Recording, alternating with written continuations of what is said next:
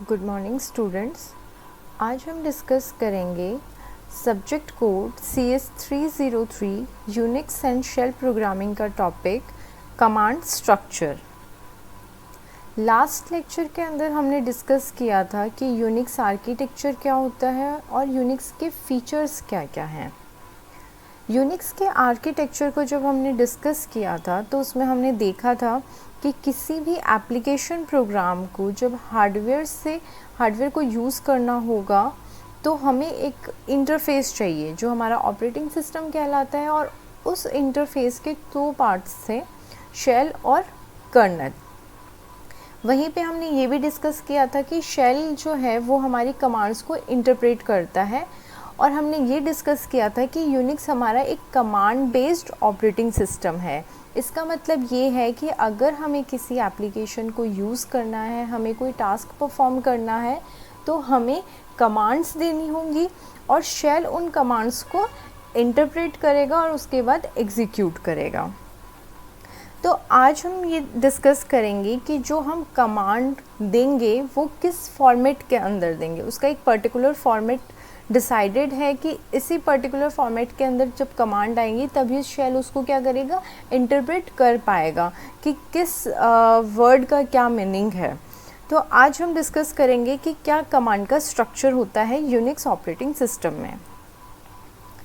तो Unix system के अंदर जो भी हम कमांड टाइप करते हैं और उसके साथ जो भी इंफॉर्मेशन एसोसिएटेड रहती है, जैसे फ़ाइल का नाम हमें देना है या फिर हमें कोई ऑप्शन उसके साथ देना है, तो हमने पूरा कमांड जो है वो एक साथ लिख दिया और उसके बाद जब हम प्रेस कर देते हैं एंटर, तो जो टाइप्ड लाइन होती है वो हमारी कहलाती है कमांड लाइन।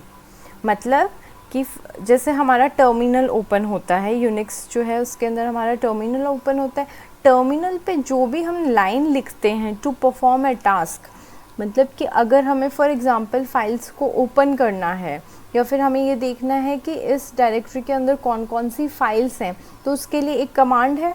वो कमांड जब हम लिखेंगे, सिंपली टर्मिनल है और टर्मिनल पे जब हम कमांड लिख देंगे, हमारी जो भी हमारी रिक्वायरमेंट है उसके अकॉर्डिंग जो कमांड होगी हमारी, वो कमांड जब लिख देंगे और एंटर की कर देंगे, तो जो वो कमांड होगी हमारी, जो मतलब लाइन हमने लिखी है, उसको कमांड लाइन कहा जाता है।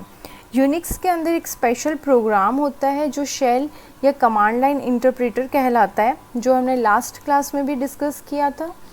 वो जो शेल प्रोग्राम है वो क्या करता है, जो भी कमांड लाइन पे लिखा होता है उसको इंटरप्रेट करता है। मतलब कि जो भी हमने कमांड दी है उसका क्या मीनिंग है, वो कमांड क्या एक्चुअल में वर्क करेगी, ये सारा इंटरप्रेट करने का काम शेल प्रोग्राम का है। ठीक है। अब कंपोनेंट्स क्या क्या होते हैं कमांड लाइन के, मतलब कि जब हम कमांड देते हैं तो उसमें क्या क्या इंफॉर्मेशन इंक्लूड होनी चाहिए।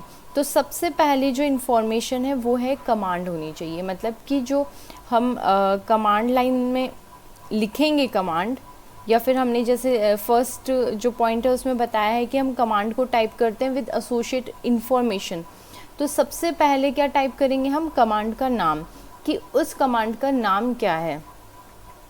उसके बाद सेकेंड जो कंपोनेंट है वो हमारा है any option required by the command. Actual में क्या होता है कि कोई भी जो कमांड है उसके बहुत सारे आउटपुट हो सकते हैं, मतलब कि सेम कमांड के डिफरेंट आउटपुट्स होंगे, लेकिन वो आउटपुट किस पे डिपेंड करेंगे, वो डिपेंड करेंगे कि हमने उस कमांड के साथ क्या ऑप्शन यूज़ किया है। फॉर एग्ज़ाम्पल कि ls कमांड है, ls कमांड क्या करती है कि जिस डायरेक्टरी के अंदर अभी हम प्रेजेंट हैं, मतलब यूज़र जो है जिस डायरेक्टरी के अंदर अभी है प्रेजेंटली, उस डायरेक्टरी के जिस डायरेक्टरी में है उस डायरेक्टरी में अगर हम ls कमांड लिखते हैं तो जितनी भी फाइल्स हैं उस डायरेक्टरी के अंदर वो हमें शो होंगी। अब इसके साथ अलग अलग ऑप्शंस हैं, जैसे ऑप्शन ए है, ऑप्शन एल है। तो जब हम इन अलग अलग ऑप्शंस को यूज़ करेंगे तो क्या होगा कि जो ls कमांड का आउटपुट आया है उसका फॉर्मेट चेंज हो जाएगा। मतलब अभी भी वो क्या करेगा, लिस्ट करेगा फाइल्स को, लेकिन उसका जो आउटपुट का फॉर्मेट होगा वो अलग होगा। जैसे फॉर एग्जांपल कि अगर हमने ls के साथ ऑप्शन ए यूज़ किया है तो हमें क्या शो होगा कि जो हिडन फाइल्स हैं वो भी हमें शो होंगी। अगर ls के साथ हमने ऑप्शन l यूज़ किया है तो हमें क्या होगा कि जो भी फाइल्स हैं उनकी लॉन्ग डिटेल्स हमें साथ में शो होंगी। तो अभी भी हमें फाइल्स शो हो रही हैं, लेकिन ls कमांड के थ्रू सिंपली जो नॉन हिडन फाइल्स हैं वो शो हो रही थी, लेकिन जब ऑप्शन ए हमने यूज़ किया तो हमें हिडन फाइल्स भी शो होने लग गई। तो वो अब ls जो कमांड है वो अभी भी लिस्ट कर रहा है फाइल्स को, लेकिन ऑप्शन अलग अलग यूज़ करने पे उसका जो आउटपुट है वो डिफरेंट होता जाता है। तो सबसे पहला जो कंपोनेंट होता है किसी भी कमांड लाइन का वो होता है कमांड। उसके बाद कोई भी ऑप्शन जो उस कमांड के लिए रिक्वायर्ड है, मतलब जो हमारे ऊपर डिपेंड करेगा कि हमें क्या टास्क परफॉर्म करना है और उस टास्क के लिए हमें क्या ऑप्शन यूज़ करना है। ये जो सेकेंड कंपोनेंट है एनी ऑप्शन, ये ऑप्शनल होता है, मतलब कि ज़रूरी नहीं है कि आपको हर बार कमांड के साथ एक ऑप्शन देना ही है, ये ऑप्शनल होता है। थर्ड कंपोनेंट जो है वो है कमांड्स आर्ग्यूमेंट, मतलब कि कमांड के साथ आर्ग्यूमेंट देना है हमें। फॉर एग्ज़ाम्पल कि हमें कुछ परफॉर्म करना है, हमें कुछ कैलकुलेशन परफॉर्म करनी है, या फिर हमें किसी फाइल को ओपन करना है, ठीक है। तो अब किस फाइल को ओपन करना है उस फाइल का नाम हमें देना पड़ेगा, जो भी पर्टिकुलर कमांड है उसके साथ। जैसे कैट कमांड है वो क्या करती है, शो करती है हमें कंटेंट। तो कैट कमांड के साथ जब हम उस फाइल का नाम देंगे तो वो जो फाइल का नाम है वो हमारा कहलाता है आर्ग्यूमेंट। मतलब कि कोई भी फाइल है, कोई भी डेटा जब हम एज ए इनपुट देते हैं तो वो हम एज ए कमांड आर्ग्यूमेंट देते हैं, ठीक है। तो 3 बेसिक कंपोनेंट्स होंगे कमांड लाइन के, मतलब कि जब भी हम टर्मिनल पे कमांड को लिखेंगे तो उस कमांड में 3 चीज़ें हो सकती है। 3 चीज़ों में से फर्स्ट जो है कमांड, वो तो कंपलसरी है कि कमांड का नाम तो हमें लिखना पड़ेगा। सेकंड है कि हम ऑप्शन दे सकते हैं, और थर्ड है कि उसके साथ आर्ग्यूमेंट भी दे सकते हैं। अब जनरल इसका जो सिंटेक्स है वो क्या हो गया कि सबसे पहले कमांड का नाम, उसके बाद यहाँ पे ऑप्शन। ऑप्शन जो है, हमारा जो ऑप्शन है उसके आगे हमेशा एक डैश रहता है, ये हाइफन का जो साइन होता है, ये हाइफन का साइन हमेशा आता है। उसके बाद ही हम ऑप्शन लिखते हैं। उसके बाद में स्पेस देंगे और फिर हम आर्ग्यूमेंट्स देंगे। अब इनको हमने, ये जो बिगर ब्रैकेट है इसमें यहाँ पे इसलिए शो किया है क्योंकि ये दोनों जो कंपोनेंट्स हैं ये हमारे ऑप्शनल हैं, ठीक है। मीन्स एक्चुअल जो कमांड हम लिखेंगे उसके अंदर इन ब्रैकेट्स को हम यूज़ नहीं करेंगे। वहाँ पे हम डायरेक्टली कमांड का नाम लिखेंगे, स्पेस देंगे, डैश या हाइफन, उसके बाद ऑप्शन लिखेंगे, फिर स्पेस देंगे और फिर अगर कोई आर्ग्यूमेंट है तो वो लिखेंगे। ये ब्रैकेट्स हमें सिर्फ ये शो कर रहे हैं कि ये दोनों कंपोनेंट्स यहाँ पे ऑप्शनल हैं। तो ये एक जनरल फॉर्म है यूनिक्स कमांड की कि जब हम यूनिक्स कमांड लिखेंगे तो उसका फॉर्मेट ये रहेगा। अब कुछ कॉमन रूल्स हैं जो हमेशा फॉलो होते हैं जब भी हम कमांड्स को लिखते हैं। जितनी भी हमारी कमांड्स हैं वो हमारी केस सेंसिटिव हैं। केस सेंसिटिव का मतलब ये हो गया कि फॉर एग्ज़ाम्पल जैसे मैंने अभी एक ls कमांड का नाम बताया था, तो अगर मैंने लिखा कैपिटल में l और s तो जो शेल है वो इसको इंटरप्रेट नहीं कर पाएगा। शेल जो है वो किसको इंटरप्रेट कर पाएगा, जो स्मॉल में ls लिखा हुआ होगा। मतलब कि अगर हमने कैपिटल में किसी वर्ड को यूज़ किया है तो उसका मीनिंग कुछ और निकलेगा, और अगर स्मॉल में यूज़ किया है तो उसका मीनिंग कुछ और निकलेगा। सेम ऐसा ऑप्शंस के साथ भी है। जैसे हाइफन हमने ए अगर यूज़ किया स्मॉल तो उसका आउटपुट कुछ और आएगा, अगर हाइफन हमने कैपिटल ए यूज़ किया तो उसका आउटपुट कुछ और आएगा। इसलिए जो जो यूनिक्स ऑपरेटिंग सिस्टम है इसके अंदर जो कमांड्स होती हैं, जो भी हम कमांड्स लिखते हैं वो क्या होती हैं, केस सेंसिटिव होती हैं। मतलब कि लोअर केस का डिफरेंट मीनिंग होगा और अपर केस का डिफरेंट मीनिंग होगा। तो हमेशा कमांड्स जो हैं वो लोअर केस में ही होती हैं। ऑप्शन भले ही अपर केस में हो सकता है, मोस्ट ऑफ द इवन जो ऑप्शंस होते हैं वो भी लोअर केस में ही होते हैं, पर जैसे कि मैंने बताया कि आउटपुट जो हमें चाहिए उसके अकॉर्डिंग हो सकता है कि अपर केस भी यूज़ हो रहा हो। तो कमांड्स जो है वो हमें लोअर केस में लिखनी है। सेकंड जो रूल है वो ये है कि जितने भी हमारे ऑप्शंस होते हैं, मतलब जो सेकंड कंपोनेंट जो ये है सेकंड कंपोनेंट, जितने भी हमारे ऑप्शंस होते हैं वो हमारे सिंगल लेटर में होते हैं, most of the time single letter में होते हैं, और हमेशा एक जो डैश है, इसको हाइफन भी बोलते हैं, डैश के थ्रू स्टार्ट होते हैं। मतलब कि पहले हम डैश लिखेंगे और उसके बाद में ऑप्शन का नाम लिखेंगे। इन केस हमें एक से ज़्यादा ऑप्शंस को यूज़ करना है तो हम क्या कर सकते हैं, उनको कंबाइन कर सकते हैं। जैसे फॉर एग्ज़ाम्पल कि ऑप्शन डैश ए और डैश बी दोनों किसी कमांड के ऑप्शंस हैं और इन दोनों ऑप्शंस को हमें एक साथ यूज़ करना है। इन दोनों को एक साथ यूज़ करना है तो हम क्या करेंगे, इसको डैश ए बी भी लिख सकते हैं। मतलब सिंगल डैश आया और फिर हमने कंबाइन कर दिया ऑप्शंस को। तो ये होता है ऑप्शंस को लिखने का तरीका। उसके बाद में आर्ग्यूमेंट जो होता है उसके अंदर हम नॉर्मली फाइल का नाम देते हैं जो हमें यूज़ करनी है। ठीक है, अगर हमने फाइल का जो नेम दिया है वो हमारा सही नहीं है तो हमें एक एरर शो होगी, वो जो हमारी कमांड हमने लिखी है वो एग्जीक्यूट नहीं होगी। और फाइल जो एरर आएगी वो कुछ भी आ सकती है कि फाइल सच फाइल और डायरेक्टरी डज नॉट एग्जिस्ट या file can not be open. तो अगर ये एरर्स आए तो हमें समझ जाना चाहिए कि जो हमने एज ए आर्ग्यूमेंट फाइल का नाम दिया है उस नाम से कोई फाइल नहीं है या फिर हमने गलत टाइप किया है। ठीक है, उसके बाद में है you must type space between command option and file name. ये जैसे मैंने अभी बताया कि कमांड का नाम आता है सबसे पहले, उसके बाद स्पेस आता है, फिर डैश आता है, डैश के कंटिन्यूस बाद ऑप्शन लिखते हो, फिर स्पेस लिखते हो और फिर आर्ग्यूमेंट देते हो। मतलब कि ये जो तीनों कंपोनेंट्स हैं इनको हमें सेपरेट करना है एक स्पेस से। हमेशा इन तीनों कंपोनेंट्स के बीच में एक स्पेस आएगा ही आएगा।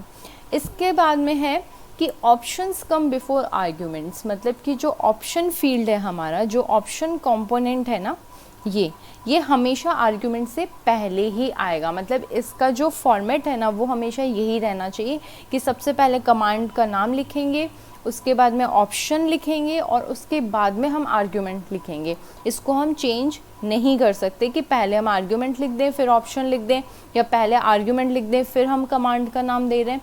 तो इसका जो सिंटेक्स है इसको आप कभी भी चेंज नहीं कर सकते। हमेशा ऑप्शन पहले आएगा आर्ग्यूमेंट से। अगर कोई ऑप्शन नहीं है, आपको सिर्फ आर्ग्यूमेंट देना है और कमांड देनी है, तब आप उसको यूज़ कर सकते हो। जैसे सिंपली कैट कमांड है, वो क्या करती है, शो करेगी फाइल के कंटेंट को। तो हमने कैट लिखा, कमांड का नाम कैट हो गया, उसके बाद स्पेस और जिस फाइल को हमें ओपन करना है उस फाइल का नाम। तो यहाँ पे हमने कोई ऑप्शन नहीं दिया, लेकिन अगर हम कोई ऑप्शन देते हैं तो वो हमेशा आर्ग्यूमेंट से पहले ही आएगा। मतलब कि ऑप्शन और आर्ग्यूमेंट ऑप्शनल हैं, लेकिन जब ये आएंगे तो इसी सीक्वेंस में आएंगे। ठीक है, उसके बाद है कि दो से ज़्यादा कमांड्स अगर हमें एक साथ एक ही कमांड लाइन के अंदर हम एक से ज़्यादा कमांड्स को भी एग्जीक्यूट कर सकते हैं या लिख सकते हैं। अगर ऐसा करना है हमें तो क्या करेंगे कि कमांड लिखेंगे सबसे पहले जो एग्जीक्यूट करनी है, उसके बाद हम सेमीकोलन लगाएंगे और फिर दूसरी कमांड लिखेंगे। तो यहाँ पे क्या होगा कि शेल पहले फर्स्ट कमांड को एग्जीक्यूट करेगा और उसके बाद सेकंड कमांड को एग्जीक्यूट करेगा। मतलब हमने क्या किया कि एक ही कमांड लाइन के अंदर दो कमांड्स को एग्जीक्यूट करवाया है। तो ऐसा भी हम कर सकते हैं, पर उन दोनों को हमें क्या करना पड़ेगा, सेपरेट करना पड़ेगा सेमीकोलन से। ये जो सिंटेक्स है ये बहुत ज़रूरी है कि सेमीकोलन कब आएगा, कॉमा कब आएगा, डैश कब आएगा, स्पेस कब आएगा।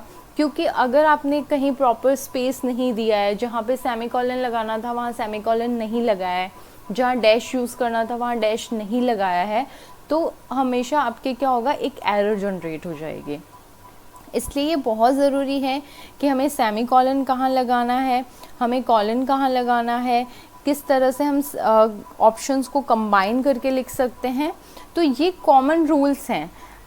इसके अलावा जैसे जैसे यूनिक्स के वर्जन्स चेंज होते रहे हैं वैसे वैसे कुछ रूल्स चेंज होते जाते हैं, लेकिन ये जो रूल्स हैं ये कॉमन हैं, मतलब कि हर वर्जन के अंदर ये रूल्स हैं जो हमेशा फॉलो होंगे। अब हम एक एग्जांपल से इसको समझते हैं कि जैसे ls कमांड है, ls मतलब ये जो ls है ये कमांड का नाम है। ls कमांड क्या करती है, लिस्ट करती है फाइल्स को जो करंट डायरेक्टरी के अंदर है, मतलब अभी जिस डायरेक्टरी के अंदर हम काम कर रहे हैं उस जैसे फॉर एग्ज़ाम्पल कि हमने अपनी कंप्यूटर की डी ड्राइव ओपन की, विंडोज़ से हम समझते हैं कि नॉर्मल हमने डी ड्राइव ओपन की, डी ड्राइव के अंदर हमारे 4 फोल्डर बने हुए हैं, उसमें से भी हम फर्स्ट फोल्डर के अंदर चले गए, उस फोल्डर में 10 टेक्स्ट फाइल हैं फॉर एग्ज़ाम्पल। तो अब हमारी करंट डायरेक्टरी क्या हो गई, करंट डायरेक्टरी हमारी क्या हुई, डी के अंदर भी फर्स्ट फोल्डर, ठीक है। तो अब जब हम उस पर्टिकुलर डायरेक्टरी पे ls कमांड यूज़ करेंगे, मतलब सेम चीज़ आपको यूनिक्स के थ्रू समझनी है कि यूनिक्स में भी जब हम जिस फोल्डर के अंदर हैं, सब फोल्डर के अंदर हैं, सब डायरेक्टरी के अंदर हैं, तो उस डायरेक्टरी के अंदर, करंट डायरेक्टरी के अंदर जितनी भी फाइल्स होंगी वो हमें शो होंगी कि किस किस नाम से फाइल्स बनी हुई हैं, उनका कंटेंट शो नहीं होगा, सिर्फ हमें नाम शो होगा, ठीक है। अब कुछ ऑप्शंस हैं जो हम ls कमांड के साथ यूज़ कर सकते हैं, ऐसा नहीं है कि सिर्फ यही ऑप्शंस हैं, there are number of options, बहुत सारे ऑप्शंस हैं, डिपेंड करता है कि आपको क्या करना है, क्या आपकी रिक्वायरमेंट है, क्या आपको टास्क परफॉर्म करना है। आपको कैसे पता चलेगा कि कौन कौन से ऑप्शंस हम किसी भी कमांड के साथ यूज़ कर सकते हैं, तो वो मैं आपको नेक्स्ट स्लाइड में बताऊंगी। अभी मैं फॉर एग्जांपल ये कुछ ऑप्शंस जो हैं वो बताऊंगी कि क्या कर रहे हैं। तो सबसे पहले हमने ls लिखा, इसके बाद हम क्या कर सकते हैं, ऑप्शन यूज़ कर सकते हैं। तो हमने सबसे पहले फॉर एग्जांपल -a यूज़ किया। अब -a जैसे मैंने बताया ls क्या करता है, लिस्ट करता है फाइल्स को जो भी करंट डायरेक्टरी में है, लेकिन जो हिडन फाइल्स होती हैं ये उनको शो नहीं करता है। अगर मैं ls के साथ ऑप्शन a यूज़ करती हूँ तो ये क्या करेगा, इंक्लूड करेगा all entries starting with dot. अब यहाँ पे स्टार्टिंग विद डॉट से मतलब ये है कि यूनिक्स के अंदर जो फाइलें डॉट से स्टार्ट होती हैं वो हमारी कहलाती हिडन फाइल्स, मतलब जितनी भी हिडन फाइल्स होंगी वो हमारी डॉट से शुरू होती हैं, उनका जो नेम है वो हमारा डॉट से शुरू होता है। तो किसी भी फाइल को किसी भी फाइल के नेम को देख के हम पता कर सकते हैं कि ये हिडन फाइल है या नहीं है। तो जब हम ls कर रहे हैं तो हमें लिस्ट हो रही है फाइल्स, जब हम ls के साथ ऑप्शन a यूज़ कर रहे हैं तो हमें सारी एंट्रीज शो हो रही हैं जो हमारी डॉट से स्टार्ट हो रही हैं वो भी शो हो रही हैं। इसका मतलब कि नॉन हिडन और हिडन दोनों फाइल्स हमें शो हो रही हैं। अब ये जो आउटपुट है, जैसे मैंने ls बताया, कुछ जैसे अगर आप लाइनक्स के अंदर देखोगे तो हो सकता है यही आउटपुट आपको ls के थ्रू भी मिल जाए। तो जैसे मैंने बताया कि वर्जन टू वर्जन कुछ वेरिएशंस हैं, लेकिन जो आप यूनिक्स का वर्जन यूज़ कर रहे हो, लाइनक्स यूज़ नहीं कर रहे हो, यूनिक्स अगर यूज़ कर रहे हो तो उसके अंदर ये सेम रहेंगे आपको। इसके साथ ऑप्शन b अगर आप यूज़ करते हो, मतलब -b। अब यहाँ पे एक चीज़ ध्यान दो कि ये जो b है ये कैपिटल में लिखा हुआ है, अगर आप स्मॉल b लिखते हो तो इसका मीनिंग कुछ और निकलेगा, मतलब ये केस सेंसिटिव है, ठीक है। तो -B, तो कैपिटल B क्या करेगा, मतलब ls लिखा और उसके बाद में -B कर दिया हमने, तो ये उन एंट्रीज़ को लिस्ट नहीं करेगा जो स्टार्ट होती है हमारी टिल्ड से, ठीक है। टिल्ड से जो स्टार्ट होंगी उन फाइल्स को शो नहीं करेगा। अब टिल्ड से कौन सी फाइल्स शो हो रही हैं, जो हमारी बैकअप फाइल्स होती हैं। अगर हमने किसी फाइल की बैकअप फाइल बना रखी है, किसी फोल्डर का बैकअप फाइल बना रखा है, तो वो फाइल जो है, जो बैकअप फाइल है, वो हमारी टिल्ड से स्टार्ट होती है। तो डॉट से स्टार्ट होने वाली हिडन फाइल्स होती हैं, टिल्ड से स्टार्ट होने वाली बैकअप फाइल्स होती हैं। तो अगर ऑप्शन बी यूज़ किया तो वो सारी फाइल्स को शो करेगा लेकिन बैकअप फाइल्स को शो नहीं करेगा।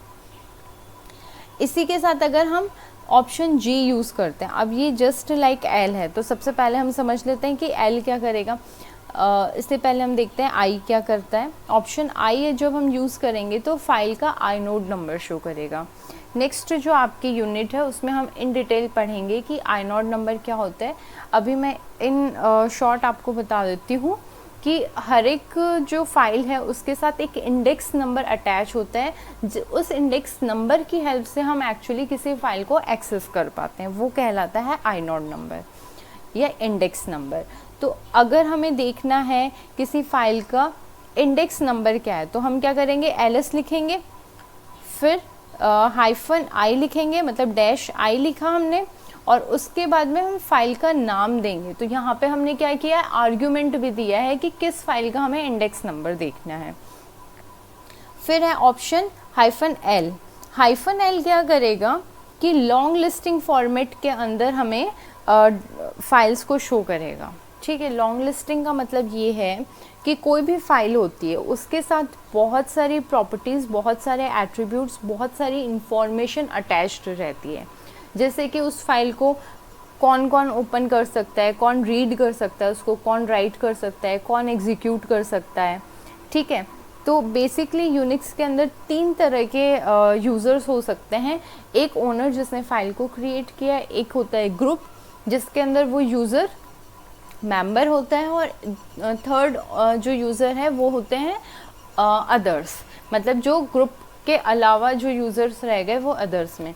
तो यहाँ पे जो एल ऑप्शन है ये क्या करेगा कि इंफॉर्मेशन देगा कि यूज़र जो ओनर है उसकी क्या क्या परमिशंस हैं, रीड राइट और एग्जीक्यूट की। ग्रुप के जो मेंबर्स हैं उनके ऊपर उनको क्या क्या परमिशन है किसी फाइल के ऊपर, जो अदर्स हैं उनको क्या क्या परमिशन है। उसके अलावा उसका ओनर कौन है, उसका ग्रुप कौन है, वो जो फाइल है वो हमारी कितने साइज़ की फ़ाइल है, और वो कब क्रिएट हुई थी, और उस फाइल का नाम। मतलब यहाँ पे जब पहले हमने ls किया था तो हमें स्क्रीन के ऊपर क्या शो हो रहा था, यहाँ फाइल का नाम, फाइल का नाम, फाइल का नाम, फिर next file, next file, next file, जो भी फाइल्स थी वो शो हो रही थी। लेकिन जब हम ls करेंगे तो हमें एक लाइन में एक ही एंट्री शो होगी पर फाइल, है ना। जितनी फाइल्स होंगी उतनी हमें एंट्रीज शो होंगी। उन एंट्रीज के अंदर क्या होगा कि सबसे पहले हमें शो होगा कि उस पर्टिकुलर फाइल, मतलब जिस फाइल के लिए ये डिटेल्स शो हो रही हैं उस फाइल के ऊपर क्या क्या परमिशन है। उसके बाद में उसका फाइल का ओनर कौन है, वो किस ग्रुप को बिलोंग करता है ओनर। उसके बाद में फाइल कब क्रिएट की गई थी, कब चेंज हुई थी, और उस फाइल का नाम। तो इस पर्टिकुलर फाइल जिसका नाम है उसके लिए ये सारी इंफॉर्मेशन, ये सारे एट्रीब्यूट्स इसके साथ अटैच्ड हैं, वो हमें शो हो जाते हैं। ठीक है, तो यहाँ पे LSL तो क्या करेगा, लॉन्ग लिस्टिंग करेगा। अब यहीं पे हमने जैसे ये देखा था -G क्या करता है। -G भी जो ऑप्शन L है उसके साथ ही होता है, उसके जैसा ही होता है, सेम आउटपुट देता है, but do not list owner. मतलब ये कि जैसे हमने बताया ना कि अभी यहाँ पे पहले फाइल की परमिशन शो होती है, फिर ओनर का नाम होता है, फिर ग्रुप का नाम होता है। तो जब हम ऑप्शन G यूज़ करेंगे तो सेम आउटपुट देगा L की तरह, लेकिन ये ओनर को लिस्ट नहीं करेगा। मतलब ओनर का नाम हमें शो नहीं होगा कि ये जो फाइल है उसका ओनर कौन है। ठीक है, तो हमने सारे जो ऑप्शंस थे वो ls कमांड के साथ यूज़ किए, लेकिन सबके अंदर हमें आउटपुट कुछ और मिल रहा है। तो वो डिपेंड किस पे कर रहा है, वो डिपेंड कर रहा है ऑप्शन पे, कि हम क्या ऑप्शन यूज़ कर रहे हैं, उसके अकॉर्डिंग हमारा जो आउटपुट है वो हमारा चेंज हो रहा है। अब हेल्प ऑन यूनिक्स कमांड्स। अब जैसे मैंने आपको बताया यहाँ पे कि ls कमांड के साथ बहुत सारे ऑप्शन यूज़ कर सकते हैं, वैसे ही कैट कमांड है, mv कमांड है, rm कमांड है, नंबर ऑफ़ कमांड्स हैं, उनके साथ क्या क्या ऑप्शंस यूज़ कर सकते हैं हमें कैसे पता चलेगा। तो यूनिक्स सिस्टम के अंदर एक मैनुअल है, उस मैनुअल के अंदर यूनिक्स कमांड्स की सारी इंफॉर्मेशन है। अब उस मैनुअल को आप एक्सेस कैसे कर सकते हो, तो उस मैनुअल का सिंटेक्स क्या होगा। उस मैनुअल को एक्सेस करने के लिए भी आपको क्या करना पड़ेगा, एक कमांड यूज़ करनी पड़ेगी। उस कमांड का नाम है मैन फॉर मैनुअल। तो MAN, मैन, ये कमांड का नाम है। अब आपको किस कमांड के लिए मैनुअल देखना है, उस कमांड का नाम यहाँ पे दोगे, ठीक है। क्योंकि यूनिक्स एक command line based operating system है, मतलब ये कमांड्स को ही समझता है, तो अगर हमें मैनुअल भी देखना है किसी कमांड का तो वो हम कमांड के थ्रू ही देख सकते हैं, और वो कमांड है हमारी मैन। यहाँ पे जो MAN कमांड है वो है ऑनलाइन मैनुअल है, जो हमें सारी इंफॉर्मेशन प्रोवाइड करवाएगा कि किसी भी कमांड के साथ क्या ऑप्शंस हम यूज़ कर सकते हैं, वो कमांड क्या काम करती है और उसके साथ क्या क्या ऑप्शंस अवेलेबल हैं।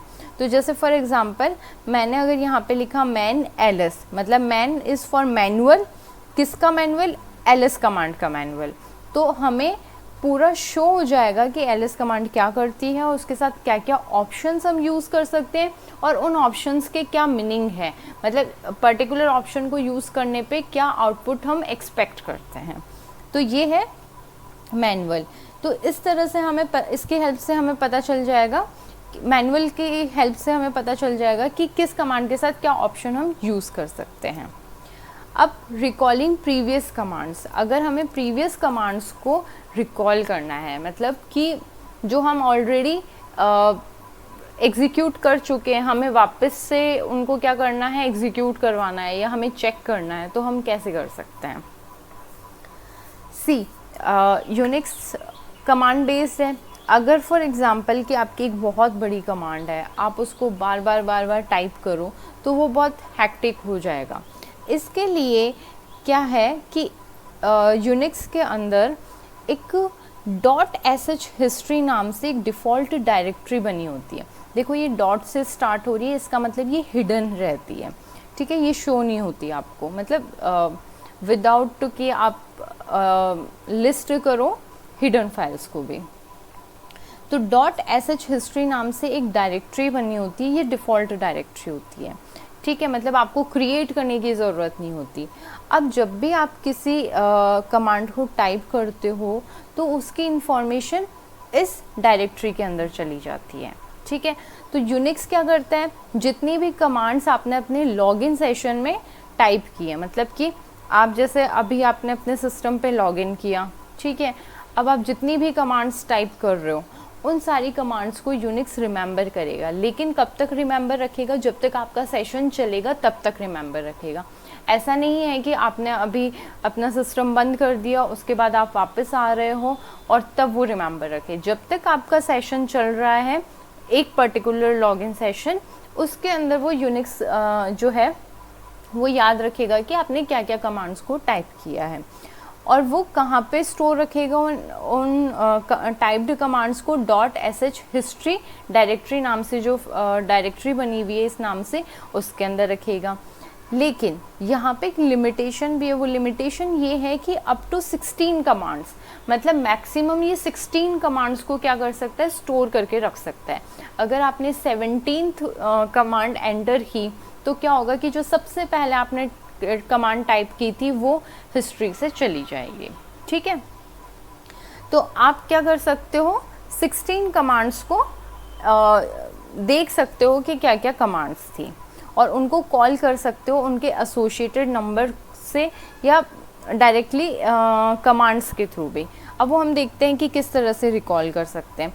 अब ये हिस्ट्री स्टोर कैसे होती है, तो हिस्ट्री के लिए सबसे पहले तो एक नंबर एसोसिएट रहता है, सीरियल नंबर आप बोल सकते हो उसको, नंबर रहेगा और उसके बाद होगा कमांड का नाम। तो इसका मतलब ये है कि फर्स्ट जो मैंने कमांड टाइप की थी वो MAN की थी, मैन की थी। सेकेंड कमांड जो मैंने टाइप की वो थी वो। थर्ड कमांड जो मैंने टाइप की वो थी डेट, और फोर्थ कमांड जो थी वो मैंने मैनुअल चेक किया था, कैल इज़ फॉर कैलकुलेटर, तो कैलकुलेटर के लिए मैंने मैनुअल चेक किया था, ठीक है। अभी तक मैंने 4 कमांड्स को एग्जीक्यूट किया है फॉर एग्जांपल, तो ये मेरी हिस्ट्री के अंदर इस तरह से शो हो गई। अब अगर मुझे ध्यान है कि मैंने थर्ड नंबर पे कौन सी कमांड की थी, या मुझे थर्ड नंबर पे जो कमांड एग्जीक्यूट की थी उसको वापस से करना है, मुझे ध्यान है मैं कि कौन सी कमांड या कौन से नंबर की कमांड को मुझे एग्जीक्यूट करवाना है, तो उसके लिए क्या ऑप्शन है, कमांड क्या लिखना पड़ेगा, मेरे को R लिखना पड़ेगा और उसके बाद वो नंबर लिखना पड़ेगा। मतलब अगर यहाँ पे R लिख के मैंने 2 लिखा तो क्या होगा, वो कमांड जो है वो वापस से एग्जीक्यूट हो जाएगी। अगर मैंने r लिख के 4 लिखा, r स्पेस 4, तो क्या होगा, मैन कैल जो कमांड है वो वापस से एग्जीक्यूट हो जाएगी। मतलब कि जो भी नंबर यहाँ पे मैं दे रही हूँ उस नंबर के साथ जो भी एसोसिएटेड कमांड होगी वो मेरी एग्जीक्यूट हो जाएगी। नेक्स्ट है bye typing a part of command, मतलब कि कमांड का एक छोटा सा पार्ट भी, मुझे जैसे कमांड पूरी ध्यान नहीं आ रही, जैसे डेट कमांड है पर मुझे ध्यान नहीं आ रही कि डेट कमांड कैसे लिखते हैं, तो मुझे बस इतना ध्यान है कि इसका फर्स्ट और सेकंड पार्ट जो था वो DA था, ठीक है। तो मैं क्या करूँगी, R स्पेस DA लिख दिया। अब फॉर एग्जांपल कि आपने आगे भी कोई कमांड है 5th और 6th नंबर पे, जो कमांड जो है उसके फर्स्ट जो 2 लेटर्स हैं वो DA हैं, तब क्या होगा, उस केस में क्या होता है, उस केस क्या मतलब जो नॉर्मल केस है हमारा वो यही होता है कि जो फर्स्ट कमांड हमें इन 2 लेटर्स से या इस पार्ट से जो मिल जाती है उसको हम एग्जीक्यूट करते हैं। मतलब भले ही 4th नंबर पे वापस से डेट हो तब भी हम उसको एग्जीक्यूट नहीं करेंगे, हमारी जो कमांड है वो सिर्फ एक ही बार एग्जीक्यूट होगी। मतलब कि फर्स्ट अकरेंस जब हमें इस पार्ट का मिल जाएगा उस कमांड को हम एग्जीक्यूट, वो कमांड जो है वो हमारा शेल एग्जीक्यूट कर देगा, ठीक है। थर्ड कि हमें लास्ट कमांड जो भी हमने टाइप की है उसको हमें क्या करना है, एग्जीक्यूट करवाना है, जो भी हमने लास्ट कमांड, तो सिंपली हम R लिखेंगे और एंटर करेंगे। तो इससे क्या होगा कि जो भी लास्ट कमांड हमने एंटर की थी या जो एग्जीक्यूट की थी वो वापस से एग्जीक्यूट हो जाएगी, ठीक है। अब ये थी हिस्ट्री, किस तरह से स्टोर होती है जो भी हमारी कमांड्स हम एग्जीक्यूट करते हैं उनको, ठीक है। तो इस तरह से जो भी प्रीवियस कमांड्स हमने एग्जीक्यूट किए उनको हम रिकॉल कर सकते हैं। आज के सेशन में हम इतना ही देखेंगे। तो हमने आज के सेशन में डिस्कस किया कि क्या क्या कॉमन रूल्स हैं, कमांड का स्ट्रक्चर क्या होता है, क्या कॉमन रूल्स हैं, किस तरह से एक एग्जांपल को यूज़ करके हमने समझा कि ऑप्शंस को किस तरह से यूज़ किया जाता है। किसी कमांड के हमें ऑप्शंस देखने हैं कि कौन कौन से ऑप्शंस हैं, तो वो हम मैनुअल से कैसे देख सकते हैं। प्रीवियस कमांड्स को हमें रिकॉल करना है तो वो कैसे कर सकते हैं। तो ये बेसिक एक कंसेप्ट हो गया यूनिक्स का कि अभी तक हमने आर्किटेक्चर पढ़ा फर्स्ट लेक्चर के अंदर और आज हमने कमांड स्ट्रक्चर पढ़ा। तो इसके साथ हमारी फर्स्ट यूनिट कंप्लीट होती है। नेक्स्ट जो यूनिट है वो है हमारी फाइल सिस्टम, जिसमें हम फाइल सिस्टम के बारे में पढ़ेंगे। Thank you.